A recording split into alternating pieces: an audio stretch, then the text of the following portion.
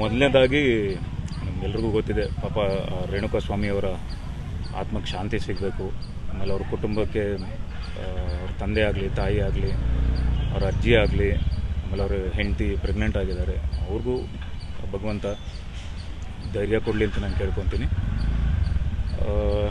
ಅದಾಗಬಾರ್ದಾಗಿತ್ತು. ನಮಗೆಲ್ರಿಗೂ ನಿಮ್ಗೆ ಎಷ್ಟು ಗೊತ್ತಿದೆ ಅಷ್ಟೇ ನನಗೂ ಗೊತ್ತಿರೋದು. ಯಾಕಂದರೆ ನಾನು ದರ್ಶನ್ ಸರ್ ಅವ್ರನ್ನ ಮೀಟ್ ಮಾಡಿ ಒಂದು 4 ತಿಂಗಳಾಗಿತ್ತು. ಅವ್ರ ಬರ್ಡೇಗೆ ಮೀಟ್ ಮಾಡಿದ್ದು. ಸೊ ನನಗೂ ಗೊತ್ತಿಲ್ಲ, ಎಲ್ಲ ನಿಮ್ಮ ಒಂದು ಚಾನಲ್ಸಲ್ಲಿ ಏನು ಬರ್ತಿದೆಯೋ ಅದನ್ನೇ ನೋಡ್ತಿದ್ದೆ. ಪ್ರತಿಯೊಂದೂ ನಾವು ಅಲ್ಲಿ ಸ್ಟೇಷನ್ ಹತ್ರ ಟ್ರೈ ಮಾಡಿದೆ, ಅನ್ನಪೂರ್ಣೇಶ್ವರಿ ಸ್ಟೇಷನ್ ಹತ್ರ ಹೋಗೋಕ್ಕೆ ಟ್ರೈ ಮಾಡಿದೆ, ಮೀಟ್ ಮಾಡಬೇಕು ಅಂತ. ಅಲ್ಲೂ ಆಗಲಿಲ್ಲ. ಬಟ್ ಇಲ್ಲಿ ನನಗೊತ್ತು ಭೇಟಿ ಮಾಡ್ಕೊಂಬಂದೆ. ಮೌನವಾಗಿದ್ದರು, ಸುಮ್ಮನೆ ವಿಶ್ ಮಾಡಿದೆ. ಅವರು ಸರಿ ಅಂದರು. ಒಂದೇ ಒಂದು ಸೆಕೆಂಡ್ ಅಷ್ಟೇ ಶೇಕ್ ಹ್ಯಾಂಡ್ ಮಾಡಿದೆ, ಬಂದೆ. ನಾನು ಏನೂ ಮಾತಾಡಿಲ್ಲ, ಅವರು ಮಾತಾಡಿಲ್ಲ. ನಾನು ಸುಮ್ಮನೆ ಟೈಗರ್ ಅಂದರು, ಬಾಸ್ ಅಂದೆ ಅಷ್ಟೇ. ನನಗೂ ಈ ಒಂದು ಇದರಲ್ಲಿ, ಯಾಕಂದರೆ ಇದು ಬೇರೆ ಎಲ್ಲ ಕಡೆನೂ ಬೇರೆ ಥರದ್ದು ನಾವು ಮೀಟ್ ಮಾಡಿದ್ದೀವಲ್ಲ, ನಾನು ಏನೂ ಮಾತಾಡಲಿಲ್ಲ. ಸರಿ ಆಯಿತು ಅಂತ ಬಂದ್ಬಿಟ್ಟೆ. ನನಗೆ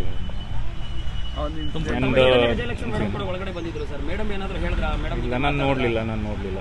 ನಾನು ಸಪ್ರೇಟ್ ರೂಮಲ್ಲಿ ಕೂರಿಸಿದ್ರು. ನಾನು ಯಾರು ಬಂದಿದ್ದಾರೆ ಏನು ಅಂತ ನೋಡಲಿಲ್ಲ. ಸಪ್ರೇಟಾಗಿ ನಾನು ನೋಡದೆ ಬಂದೆ. ಆಮೇಲೆ ಇನ್ನೊಂದು ವಿಷಯ ಏನು ಅಂದರೆ, ಇವತ್ತು ನನಗೆ ಎಷ್ಟು ಗೊತ್ತಿದೆ ಅಷ್ಟೇ ನಾನು. ಯಾಕಂದರೆ ನನಗೆ ಎಲ್ಲರೂ ಲಾಸ್ಟ್ ಟೈಮಿಂದ ನಾನು ನೋಡ್ತಿದ್ದೀನಿ, ಬಂದಿಲ್ಲ ವಿನೋದ್ ಪ್ರಭಾಕರ್, ಎಲ್ಲೂ ಮಾತಾಡಿಲ್ಲ, ಹೇಳಿಕೆ ಕೊಟ್ಟಿಲ್ಲ, ಎಲ್ಲೂ ಪೋಸ್ಟ್ ಹಾಕಿಲ್ಲ ಅಂತೆಲ್ಲ ಹೇಳಿದ್ರಲ್ಲ.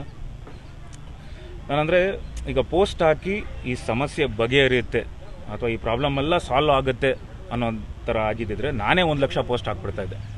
ಇದೆಲ್ಲ ಪ್ರಾಬ್ಲಮ್ ಸಾಲ್ವ್ ಆಗಲಿ, ಎಲ್ಲ ಮೊದಲಿನ ಥರ ಆಗೋಗಲಿ ಅಂತ. ಇದು ಭಾಳ ಗಂಭೀರವಾಗಿದೆ. ಸೊ ಹಾಗಾಗಿ ಪೊಲೀಸ್ ತನಿಖೆ ನಡೀತಿದೆ. ಸೊ ಅವ್ರಿಗೂ ಯಾವುದೂ ತೊಂದರೆ ಆಗಬಾರ್ದು. ನಮ್ಗೆ ಎಷ್ಟು ಗೊತ್ತಿದೆ ಅಷ್ಟೇ ನಾವು ಹೇಳಬೇಕು ಅಂತಿದ್ದೆ. ನಾನು ಯಾವುದೇ ಪೋಸ್ಟ್ ಹಾಕಿದ್ರೂ ದರ್ಶನ್ ಸರ್ ಅವ್ರನ್ನ ಕೇಳಿಕೊಂಡು ಅವ್ರ ಮಾಹಿತಿಗೆ ಬಂದಿರುತ್ತೆ. ಯಾವುದೇ ಪೋಸ್ಟ್ ಹಾಕಿದ್ರು, ವಿಶ್ ಮಾಡಿದ್ರು. ಈ ಸಲ ನಾನು ಏನು ಮಾತಾಡಲಿ, ನನಗೆ ಏನು ಕ್ಲಾರಿಟಿನೇ ಗೊತ್ತಿರಲಿಲ್ಲ. ಸೊ ಅದಕ್ಕೆ ನಾನು ಅವ್ರನ್ನ ಮೀಟ್ ಮಾಡೋವರೆಗೂ ನಾನು ಮಾತಾಡಬಾರ್ದು ಅಂತಲೇ ಇದ್ದೆ. ಒಂದು ಸಮಸ್ಯೆಯಿಂದ ಎಲ್ರಿಗೂ ಒಂದು ನ್ಯಾಯ ಸಿಗಬೇಕು. ಯಾಕಂದರೆ ಕಾನೂನಿಗಿಂತ ಯಾರೂ ದೊಡ್ಡವರಲ್ಲ. ಖಂಡಿತ ಎಲ್ರಿಗೂ ಒಳ್ಳೆಯದಾಗತ್ತೆ. ಯಾಕಂದರೆ ನನಗೆ ಅಪಾರವಾದ ದೇವ್ರ ಮೇಲೆ ಭಕ್ತಿ ಇದೆ, ನಂಬಿಕೆ ಇದೆ. ಸೊ ನಾನು ದೇವರಲ್ಲಿ ಬೇಡ್ಕೊಂಬಂದೆ, ಇವತ್ತೂ ಬೇಡ್ಕೊಂಬಂದೆ. ಇನ್ನಿಚ್ಛೆಂತೆ ಆಗಲಿ, ಆದರೆ ಮೀಟ್ ಮಾಡ್ತೀನಿ ಸಾಧ್ಯ ಆದರೆ. ಇಲ್ಲ, ನಾನು ಪ್ರಯತ್ನ ಪಡ್ತೀನಿ ಅಂತಲೇ ಬೇಡ್ಕೊಂಬಂದೆ. ಸರ್, ದರ್ಶನ್ ಅವ್ರ ಜೊತೆ ತುಂಬ ಆತ್ಮೀಯರಾಗಿದ್ರಿ ನೀವು. ಈ ವಿಚಾರ ಕೊಲೆ ಕೇಸ್ ಅಂತ ವಿಚಾರ ಗೊತ್ತಾದಾಗ ಏನು ಅನ್ನಿಸ್ತು ನಿಮಗೆ ಆ ಸಂದರ್ಭ? ಸರ್, ಎಲ್ಲರಿಗೂ ಈಗ ನಾನು ಹೇಳ್ತೀನಲ್ಲ, ಡಿಸೆಂಬರ್ ಅಂತೀನಿ, ಫೆಬ್ರವರಿ 16 ಅವ್ರ ಬರ್ಡೇ ಆದಮೇಲೆ ಇನ್ನೊಂದು ಪಾರ್ಟಿಲೆಲ್ಲೋ ಮೀಟ್ ಮಾಡಿದ್ವಿ ಅಷ್ಟೇ. ಫೆಬ್ರವರಿ ನಾನು ನನ್ನ ಕೆಲಸದಲ್ಲಿ ತೊಡಗಿಸ್ಕೊಂಡಿದ್ದೆ. ಮಾದೇವ ಆಗಲಿ ಅಥವಾ ಲಂಕಾಸುರ, ಅದು ನಂದು ಒಂದಿಷ್ಟು ಎಲ್ಲ ಇದೆ, ನನ್ನದೆಲ್ಲ ಕೆಲಸಗಳಿದೆ. ಸೊ ನಾನು ಮೀಟೇ ಮಾಡಿರಲಿಲ್ಲ, ತುಂಬ ದಿನ ಆಯಿತು. ಈ 4 ತಿಂಗಳೇನೋ ಆಯಿತು. ನಾನು ನಮ್ಮ ಕೆಳಗಡೆ ಮನೆಯವರು ಲತಾ ಮೇಡಮ್ ಅಂತೇಳಿ ನಮ್ಮ ಮನೆಯವ್ರಿಗೆ ಕಾಲ್ ಮಾಡಿದ್ರು, ನೋಡಿ ಒಂದು ನಿಮಿಷ ಟಿ ವಿ ನೋಡಿ ಅಂತ. ನಾನು ಯಾವಾಗ ನ್ಯೂಸ್ ನೋಡಿದ್ಮೇಲೆ ನನಗೆಲ್ಲ ಗೊತ್ತಾಗ್ತಿದೆ ಏನಿದು. ಅದು ಜೂನ್ 10.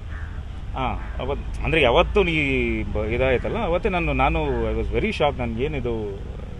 ಯಾಕಂದರೆ ನನಗೆ ಮಾಹಿತಿನೇ ಇರಲಿಲ್ಲ, ಏನು ಮಾತಾಡೋದು.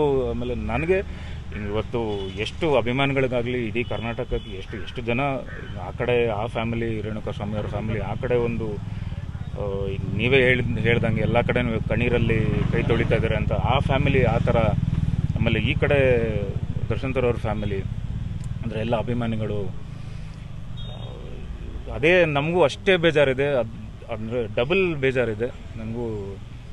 ಇನ್ನೂ ಎಲ್ಲ ಏನು ಕ್ಲಾರಿಟಿ ಸಿಗೋವರೆಗೂ ಇನ್ನೂ, ಯಾಕಂದರೆ ತನಿಖೆ ನಡೀತಿದೆ, ನಾವು ಏನು ಹೆಚ್ಚಾಗಿ ಮಾತಾಡೋಕ್ಕೂ ಆಗ್ತಿಲ್ಲ. ಸರ್, ಈ ಹಿಂದೆ ನೀವು ಮಾತನಾಡ್ತಾ ಇರಬೇಕಾದ್ರೆ ದರ್ಶನ್ ಅವರ ಬಗ್ಗೆ ಹೆಂಗಿರ್ತಿತ್ತು, ಇವತ್ತು ಆ ಒಂದು ಎಕ್ಸ್ಪ್ರೆಷನ್ಸ್ ಹೇಗಿರ್ತಿತ್ತು? ಎಲ್ಲ ಒಂದು ಕಡೆ ಫೀಲಲ್ಲಿದ್ದ ಕಾಣಿಸ್ತಾ ನಿಮಗೆ? ಹಾಂ ಸರ್, ನಾನು ತುಂಬಾ ಮಾತಾಡಿಲ್ಲ. ಅಂದರೆ ಅವರು ಬೇಜಾರಲ್ಲಿದ್ದರು, ಮಂಕಾಗೇ ಇದ್ದರು ಸರ್. ನಾನು ತುಂಬಾ ಡಿಸ್ಟರ್ಬ್, ಯಾಕಂದರೆ ನಾವು ಹೋಗಿದ್ದೆ ಒಂದ್ಸಲ ಅವ್ರ ಮುಖ ನೋಡ್ಕೊಂಡು ಬರ್ತೀನಿ ಅಂತ ನಾನು ರಿಕ್ವೆಸ್ಟ್ ಮಾಡಿಕೊಂಡೆ. ಬಟ್ ಏನು ಪ್ರೋಟೋಕಾಲ್ ಇದೆಯೋ ಅಷ್ಟೇ ಪೊಲೀಸ್ನವರು ಅದು ಅಷ್ಟೇ ಸ್ಟ್ರಿಕ್ಟಾಗಿ ಇದು ಮಾಡಿ, ಎಲ್ಲನೂ ಪ್ರೋಟೋಕಾಲ್ ಥ್ರೂನೇ ಮಾಡಿ ಒಂದು ಅರ್ಜಿ ಕೊಟ್ಟು ನಾನೆಲ್ಲ ಮಾತಾಡಿ ಆಮೇಲೆ 1 ನಿಮಿಷ ಮುಖ ನೋಡ್ಕೊಂಡು ಹೋಗ್ತೀನಿ ಅಂತ. ಒಂದೇ 1 ಸೆಕೆಂಡ್, ಐ ಥಿಂಕ್ 2 ಸೆಕೆಂಡ್ ಹಿಂಗೆ ನೋಡಿದೆ, ಮಾತಾಡಿದೆ, ಸೆಕೆಂಡ್. ಈ ದಿನ ಅವರ ಫಿಸಿಕ್ ಅಪಿಯರೆನ್ಸು, ಇವತ್ತು ನಿಮಗೆ ಫಿಸಿಕ್ ಅಪಿಯರೆನ್ಸ್ ಹೇಗೆ ಕಾಣಿಸ್ತು ನೋಡಿ. ಒಂದು ಸೈಕಾಲಜಿ ಇರುತ್ತೆ, ಸರ್ ಏನಾಗಿದೆ ಅಂದರೆ ಈಗ ನಾನು ತುಂಬ ಮಂಕಾಗಿದ್ದೀನಿ. ಅಂದರೆ ನನಗೂ ಇವತ್ತು ಮೀಟ್ ಮಾಡ್ತಾರೆ, ಆಗುತ್ತಾ ಆಗಲ್ವಾ ಅಂತಲೇ ಬಂದೆ. ಒಂದು ನಾನು ಹೇಳ್ಕೊಂಡೇ ಬಂದೆ 99.99% ಮೀಟ್ ಆಗಲ್ಲ ಅಂತಲೇ ನಾನು ಅಂದ್ಕೊಂಡಿದ್ದೆ. ಬಟ್ ಮೀಟ್ ಆದಾಗ ನನಗೂ ಒಂಥರ ಏನು ಹೇಳ್ತಾರೆ ಆತಂಕ ನನಗೂ ಇದಿತ್ತು. ಜಸ್ಟ್ ಒಂದು ಸಲ ಫೇಸ್ ನೋಡಿದೆ, ವಿಶ್ ಮಾಡಿದೆ, ಅಷ್ಟೇ ಬಂದೆ ಸರ್. ಧನ್ಯವಾದಗಳು. ಆ್ಯಂಡ್ ಎಲ್ರಿಗೂ ಒಳ್ಳೇದಾಗಲಿ, ಭಗವಂತ ಎಲ್ರಿಗೂ ಒಳ್ಳೇದು ಮಾಡಲಿ. ಯಾವಾಗಲೂ ನಮ್ಮ ತಂದೆನೂ ಅದೊಂದೇ ಯಾವಾಗಲೂ ಹೇಳ್ತಿದ್ರು, ಒಬ್ಬ ನಿರಪರಾಧಿಗೆ ಯಾವತ್ತೂ ಶಿಕ್ಷೆ ಆಗಬಾರ್ದು ಅನ್ನೋದೇ ಕಾನೂನಲ್ಲಿದೆ. ಸೊ ಹಾಗಾಗಿ ನಮ್ಮ ಪ್ರಕಾರ ಎಲ್ಲರಿಗೂ ಒಳ್ಳೇದಾಗುತ್ತೆ. ಇದೊಂದು ಏನು ನಡೀತಿದೆ, ತನಿಖೆ ನಡೀತಿದೆ, ಅಪರಾಧ ಮಾಡಿದ್ರೆ ಅದು ಶಿಕ್ಷೆ ಆಗುತ್ತೆ, ಇಲ್ಲಾಂದರೆ ಇಲ್ಲ. ಬಟ್ ಎಲ್ರಿಗೂ ಒಳ್ಳೇದಾಗಲಿ, ಆದಷ್ಟು ಬೇಗ ಭಗವಂತ ಎಲ್ರಿಗೂ ಒಳ್ಳೇದು ಮಾಡಲಿ ಅಂತ ನಾನು ಕೇಳ್ಕೊತೀನಿ. ಜೈ ಕರ್ನಾಟಕ. ಧನ್ಯವಾದ. Thank you.